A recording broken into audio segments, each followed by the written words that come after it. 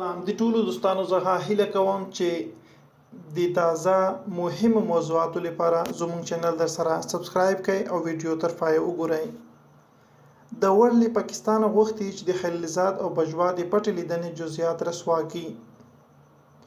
د پښتون ژغورنې غورځنګ د رهبرۍ غړی محسن داوړ د یو رسمي لیک له مخې د پاکستان حکومت غوښتي چې د افغان سولې لپاره د امریکا د متحده ایالاتونو د بهرنیو چارو وزارت د ځانګړي استازي زلمي خلیلزاد او د هیواد د پوځ د لوی درستي جنرال قمر جاوید باجوه د پټ لیدنې جزییات له پارلمان او خلکو سره شریک کړي. داوړ ویلي خلک باید پوه شي چې په دې لیدنه کې څه تیر شوي او موضوع څه وه. خلیلزاد د تیرې اونۍ په پیل کې پاکستان ته سفر کړی و. هغه د پاکستان له پوځ افغان سوله کې د همکارۍ غوښتنه کړې وه، خو یو شمېر رسنیو خبر ورکړی دی چې پاکستان د خلیلزاد غوښتي ترڅو هند باندې فشار راوړي چې طالبان په رسمیت وپیژني.